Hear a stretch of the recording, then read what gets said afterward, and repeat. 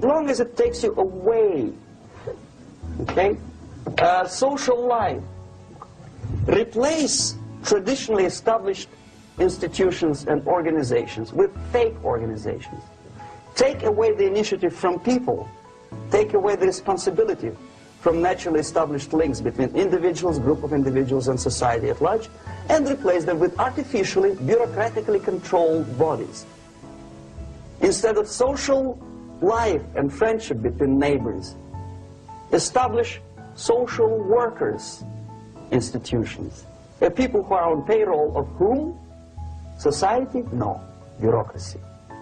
The main concern of social workers is not your family, not you, not social relations between groups of people. The main concern is to get the paycheck from the government. What will be the result of their social work doesn't really matter. They can develop all kind of concepts to show to the government and to the people that they're useful. Okay, away from the natural links, power structure. Okay, the natural bodies of administration, which are traditionally either elected by people at large or appointed by elected leaders of society, are being actively substituted by artificial bodies. The bodies of people, groups of people, whom nobody elected. Never. As a matter of fact, most of the people don't like them at all, and yet they exist. One of such group is media.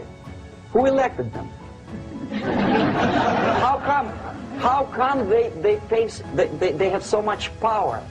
Almost monopolistic power on your mind. They can rape your mind. But who elected them? How come they have a nerve to decide what is good and what is bad for the elected by you, president, and his administration? Who the hell are they? Spiro Agnew, who was hated by the liberal left, called them a bunch of enfeebled snobs. And that's exactly what they are. They think they know. They don't. The level of mediocrity. In a big establishment like New York Times, Los Angeles Times, major television network, you don't have to be excellent journalist. You have to be exactly a mediocre journalist. That's easier to survive. There's no competition anymore. You have your good, nice income, $100,000 a year. That's it. Whether you're better or worse doesn't really matter anymore. As soon as you're smiling to the camera and do your job. That's it. No more competition. Power structure slowly is eroded by the bodies and groups of people who do not have neither qualification nor the will of people to keep them in power, and yet they do have power. Okay. Together with that, there is another process. Law enforcement, law and order organization and structure is being eroded. For the last 20, 25 years, if you see old movies and new movies, you can see that in new movies, a policeman, an officer of the United States Army looks dumb, angry, psychotic, paranoid. A criminal looks nice, kind of, well, he smokes hash and shoots the whatever drug, but basically he's a nice human being. He's creative. And he's unproductive only because society oppresses him. Whereby a general of Pentagon is always, by definition, a dumb, a war maniac. A policeman is a pig, rude policeman. He abuses his power. You know? A generalization like that. The hatred, the mistrust to the people who are supposed to protect you and enforce law and order. Moral relativity. The Angelo Buono process lasted 2 years in Los Angeles. Relativity. The Angelo Buono process lasted 2 years in Los Angeles. And yet there are still some lawyers who say, look, he's a nice character, as a matter of fact. There was some witness who said, also a criminal, who said, well, he's a nice guy. I asked him one day to burn a house of my enemy, and he wouldn't do it. Nice fella. Erosion. A slow substitution of basic moral principles, whereby a criminal is not a criminal, actually. He's a defendant. Even if his guilt is proven, there is still a doubt. To kill or not to kill, to be or not to be. Thou shalt not kill, yes. But this line may not necessarily be applicable to a murderer. Thou shalt not murder. That should be the presumption, not that thou shalt not kill. Okay, labor relations. At this stage, within 15 to 20 years, we destroy the traditionally established links of bargaining between employer and employee. The classical Marxist-Leninist theory of natural exchange of goods. Person A has 5 sacks of grain and person B has 5 pairs of shoes.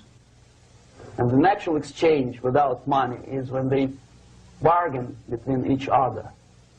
And only with the introduction of the third force, C, an entirely third foreign stranger who says, no, don't give him 5 sacks of grain, give it to me, and you give me your 5 pairs of shoes, and I will distribute it accordingly, so that the economy will go. This is the death of natural exchange, death of natural bargaining. Well, trade unions were established 100 years ago.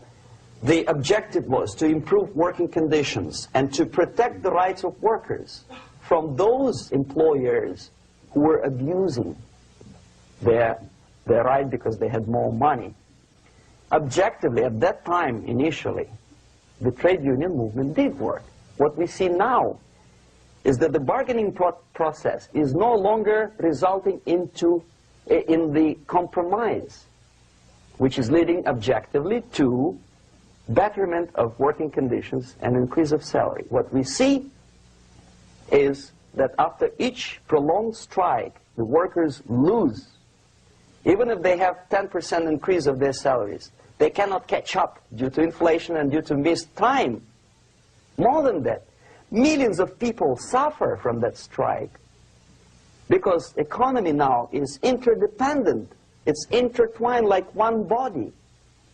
If previously steel workers, say 100 years ago, could strike and nobody would suffer, now it's impossible anymore. If a garbage collector strikes today, the rest of the multi-million city is stinking.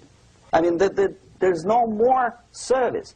In Quebec, for example, we had the electricians who were on strike in the middle of winter. You can freeze your bottom, and they still were on strike. Did they catch up with the salary? No, they lost. Who benefited? The leaders of trade unions. What is the motivation for strike? Improving of workers' condition? No, obviously it's not. Then what is it? Ideology.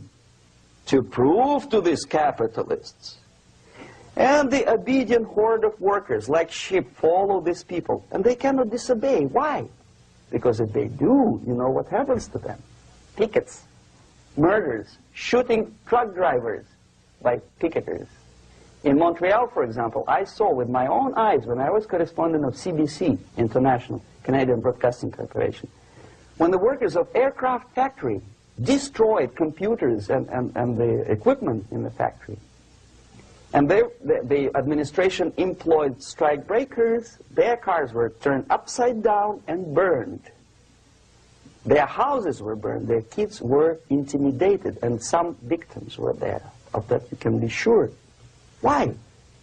To improve conditions of workers? No. Ideology. Okay, so this is what happens basically. It may or may not happen without the help of the Soviet Union.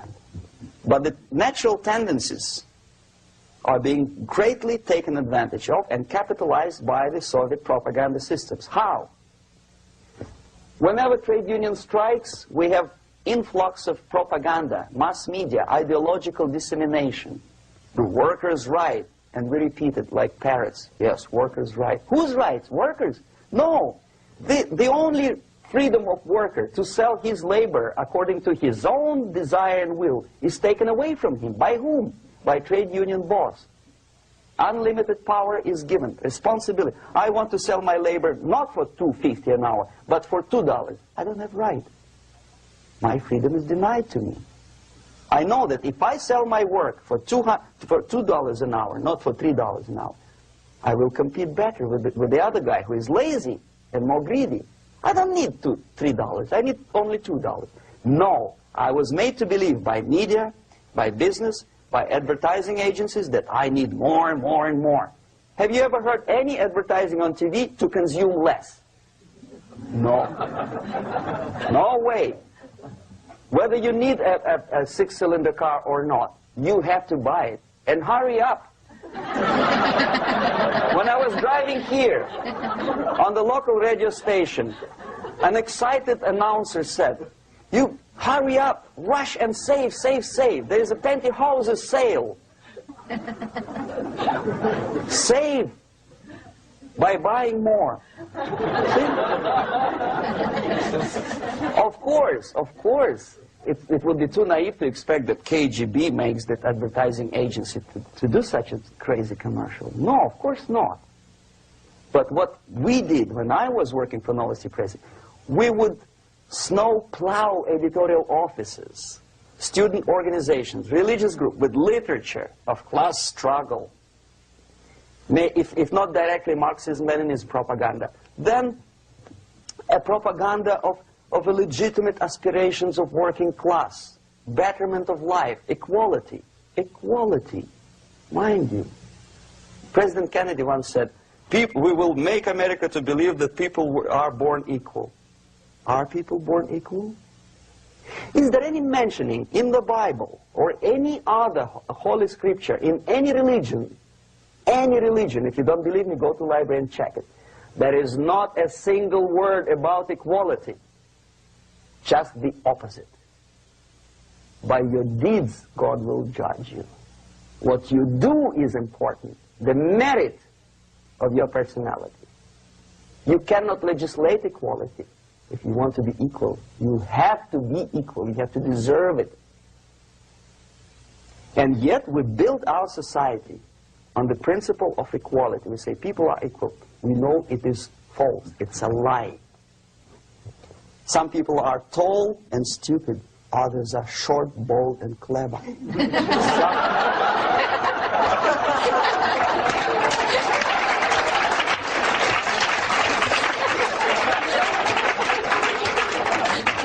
If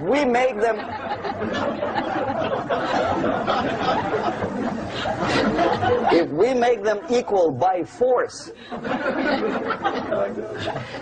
if we put the principle of equality in the basis of our socio-political structure, it's the same thing as building a house on sand.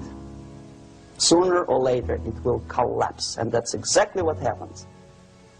And we, as Soviet propaganda makers, are trying to push you in the direction which you go yourself. Equality, yes, equality. People are equal.